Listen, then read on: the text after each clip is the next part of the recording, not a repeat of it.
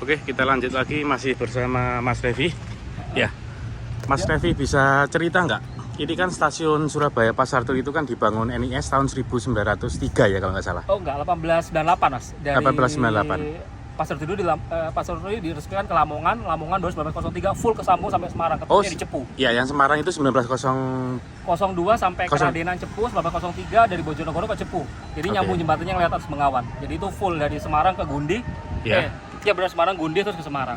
Tinggal 1067 mm. Nah, artinya ini kan stasiun lama ya? Ya. Termasuk stasiun lama. Nah, bisa diceritakan nggak kenapa kok tidak bisa mempertahankan fasad lamanya ya? Oh ya. Oke, jadi gini Mas, memang banyak banget Mas, orang-orang tuh yang heran, mungkin juga bertanya-tanya Mas ya. Kenapa sih stasiun Pasar Turi itu katanya sudah lama sejak zaman kolonial ya? Berikut jalurnya kan. Tapi kenapa kok modelnya sekarang kok modern gini? Di mana kolonialnya? Jadi gini, stasiun Pasar Turi itu pada awalnya itu kan sudah berdiri atau eksis tahun 1898 Mas. Ini dengan diresmikannya jalur antara Pasar Turi Surabaya ke Lamongan oleh NIS pada saat itu. Nah, pada saat itu Mas, stasiunnya itu tidak seperti stasiun-stasiun SS yang pakai dinding beton dan segala batu bata lah, batu bata. Jadi pas itu NIS itu bangun stasiun ini, itu bangunan induknya itu dari kayu full. Bisa kanopi-kanopinya atau overcappingnya pada saat itu full kayu Mas. Kayu. Iya, jadi kalau kita lihat pola yang sama pembangunannya, bagaimana modelnya, itu seperti ada yang di Gresik, itu full kayu juga, itu di era yang sama. Ya kan, lalu juga kita bisa lihat juga NIS juga aplikasikan kayu ini, material kayu itu di stasiun Magolama. Jadi sebenarnya bukan sesuatu yang baru juga, makanya lalu kan memang ada Mas rencana NIS pada saat itu untuk memodernisasi stasiun Pasar Turi. Itu wacananya memang sudah ada tahun 1920-an akhir lah Mas. Lalu juga berlanjut lagi tahun 1930-an akhir itu sudah ada memang rencana-rencana itu sama NIS itu. Tapi sayangnya pada saat itu juga ini kan karena bentrok dengan kepentingan SS pada saat itu Mas ya, karena SS juga mau bikin stasiun namanya Stasiun Surabaya Hook, itu adanya di selatannya stasiun Surabaya Kota yang bangunan lama ya Mas ya. Nah, itu rencananya stasiun itu tuh akan mempertemukan jalur NIS ini dengan SS, karena selama ini kan tidak ada pertemuan jalur kecuali di Mesigit yang kepentingannya hanya untuk pure barang aja, sementara penumpang tidak ada, ya kan.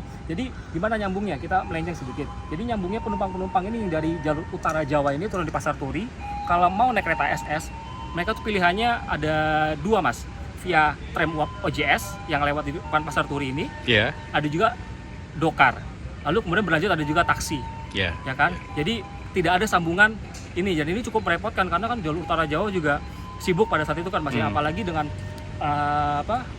penumpang-penumpangnya yang dari lokalan seperti dari Gresik, dari Lamongan, padat banget kan itu. Nah, pada saat itu NIS itu kemudian menunggu momentum SS ini kapan bikin stasiunnya. Gagal sampai tahun 1930-an selepas Malaysia berlanjut lagi wacana itu.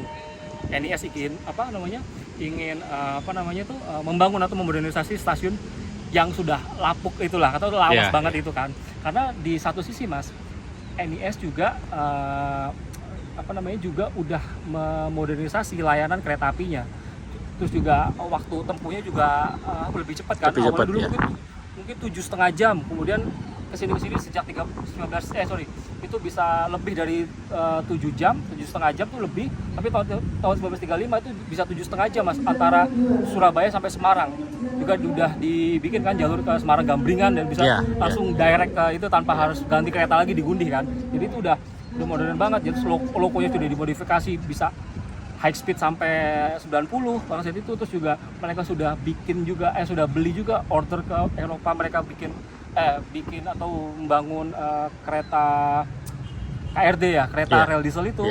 Itu juga udah semua dimodernisasi tuh sarana kereta apinya, tapi stasiunnya ini yang kemudian mereka tidak jadi atau gagal selama itu. Nah, stasiun ini kemudian berlanjut di era PJKA Mas, di akhir 1980-an. Nah, itu kemudian stasiun itu kemudian yang sudah terlampau tua itu kemudian diganti di tahun 1987. Ini sumbernya dari mana? Sumbernya dari buku Spoorweg Station of Java yang dibikin sama Michel de Jong, orang Belanda. Jadi kita bisa lihat itu yang atap itu Mas, yang seng itu, itu era modernisasi era PJKA Mas, ya kan. Tapi yang kesininya itu sudah ya seiring tahun lah, selepas itu apa namanya barulah jadi kayak sekarang. Nah sisanya di mana? Sisanya itu yang satu-satunya masih bisa dilihat itu overcapping lama mas, yang di kayu itu, yang kayu, yang di peron itu. Nah itu satu-satunya yang tersisa hingga sampai ini dari tahun 1898 sampai 2025 ini.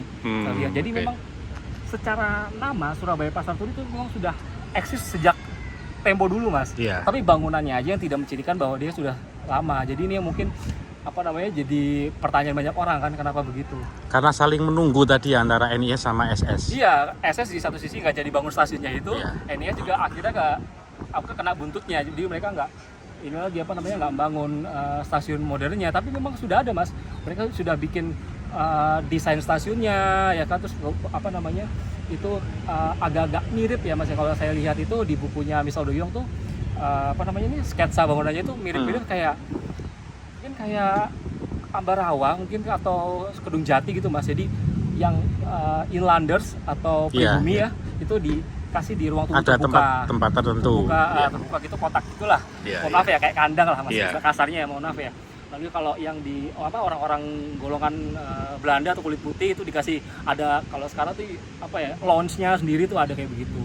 Jadi gitu mas, dulu ada rencana modernisasi dari zaman Belanda, cuman ya itu tadi karena momentumnya aja mereka nggak dapat.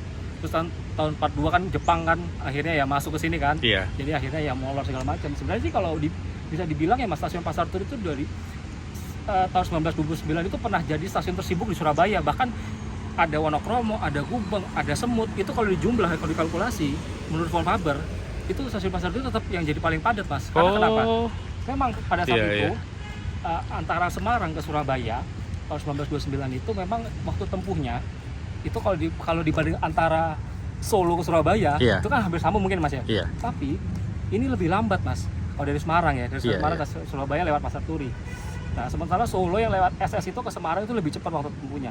Nah kenapa ini padat? Karena semua yang penumpangnya ini kategorinya itu komuter dari Lamongan, Gresik, pedagang-pedagang yang kita bisa tahu ada Pasar Turi di sini mas. Jadi kalau von Faber itu menyebutkan itu ada keretanya tuh bahkan disebutnya sampai kereta ayam, kereta apalagi pokoknya gitu mas, ada pedagang ayam itu yang dari Gresik lalu segala macam. Nah itu semua peran pentingnya di situ mas. Jarang banget yang kereta-kereta jarak jauh.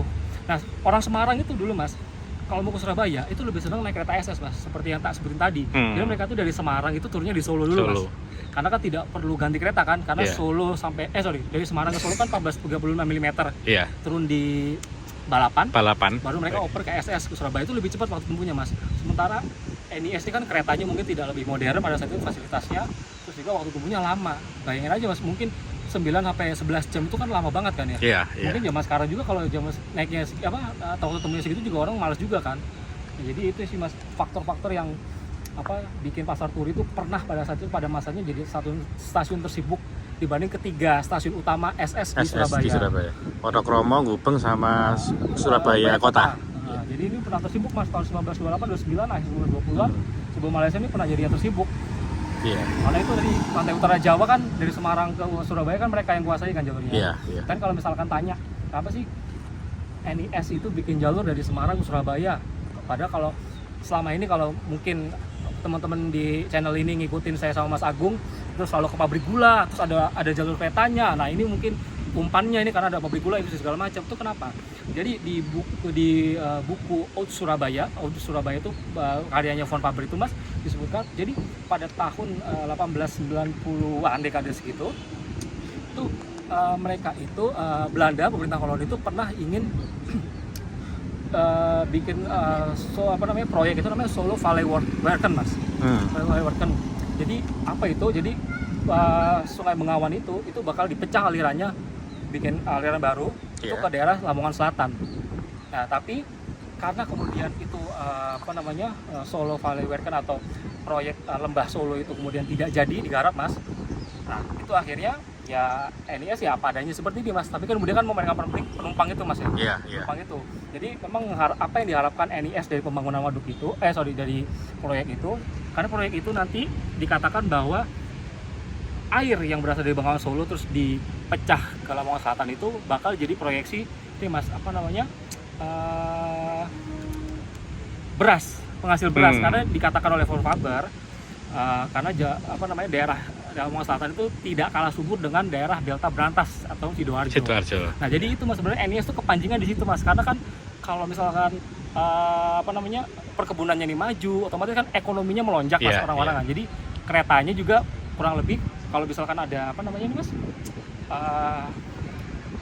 pergerakan ekonomi yang cukup bagus di situ kan dia jadi unggulan kan di situ kan, manusia sering ke situ segala macam, di kesibukan baru mau nggak mau kan butuh transportasi. Jadi NIS masuk di situ. Cuman pada akhirnya pada perkembangannya ya nggak ini juga mas nggak terlaksana juga itu proyek itu, tapi ya akhirnya jadi jalur penting lah untuk penumpang di masa-masa apalagi tahun 1920-an ke atas itu. Terus juga akhirnya ada BPM di Cepu yang Mas Agung pelajari banyak kan tentang perminyakan kan. Nah, itu salah satunya juga dia ditarik ke Surabaya, itu juga pakai keretanya NIS. Lalu juga di buku Von Faber juga menjelaskan bahwa sebelum tahun 1928 kayu-kayu dari Cepu itu mas, gelondongan kayu jati itu dulu dikirim ke Surabaya itu di larung lewat sungai. Tapi sejak tahun 1928 sama NIS kemudian itu digarap kayunya mas, diangkut ke Surabaya. Nah kayunya turun di mana? Di sisi baratnya emplasment stasiun Pasar Turi. Yang sekarang jadi ekspedisi itu di Jalan Gundih kalau nggak salah sebelah sana. Nah, jadi ya seperti itu mas. Jadi dulu cukup sibuk ya itu untuk minyak, untuk penumpang apalagi. Jadi begitu mas. Kalau lokonya itu yang dari Semarang ke Surabaya itu yang pernah dibawa Jepang ke ini ya, ke Thailand, ke Vietnam. Ya itu jadi Vietnam. Di era NIS awal-awal itu sebenarnya lokomotifnya itu lokomotif kayak C20, C16 gitu, C17 gitu loh mas.